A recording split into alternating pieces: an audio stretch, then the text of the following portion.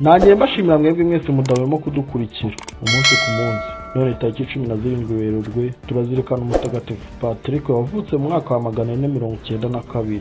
Nubwo Patrick yarezwe gikristo, akiri muto ntiyashamadutse cyane mu by'ubukristo. Byari byo byose Imana yamutoye kare inamunyuza mu bigeragezo bitoroshye. Ushobora guhita wibaza, ese mutagatifu Patrick imibereho ni iyihe? Ubwitagatifuze bwe ni ubuhe?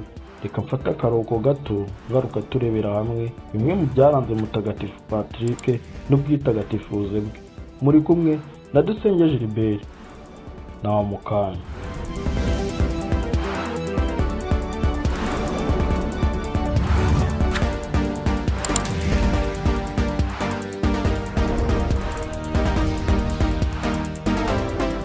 Nkuko narimbi babwiye, uyu munsi tariki 17 Werurwe turazirikana umutagatifu Patrick. Amaze kuba umusore yafashwe n'abajura bateye iwabo biba ibintu n'abantu. Abo bajura baturukaga mu gihugu cya Ireland. Abantu bashimuse bakajya kubakoresha imirimo y'uburetwa. Patrick rero bamujyana muri Ireland, bamuha umurimo wo kuragira ingurube.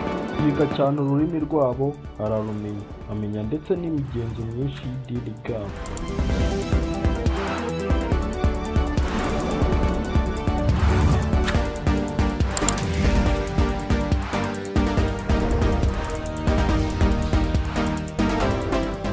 Hashize imyaka 6 Patrick yarabatorotse ajya mu Bufaransa. Agezeyo nibwo yumvise agatima ke kamwerekeza ku by'ijuru, nuko asaba kwinjira mu bamonaki ba mutagatifu Martin. Agumayo rero ahamara igihe kirekire yiga ibitabo bitagatifu, hanyuma ahabwa ubusaseridoti. Amaze kubuhabwa yagiye i Roma, nuko Papa amugira umwepiskopi, amwohereza kwamamaza inkuru nziza mu gihugu cya Ireland.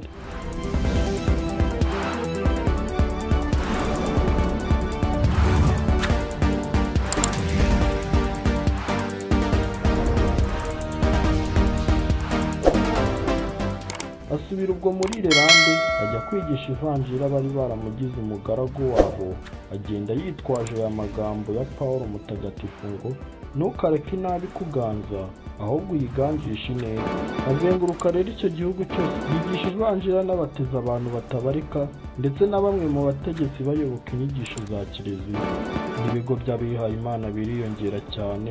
Amaze kugeza hagati uwo murimo utoroshye, yatoye abepiskopi bo kumufasha, nuko ahasigaye yigira mu bwiherero bwa wenyine ngo asenge kandi asabire kiliziya nshya ya Ireland.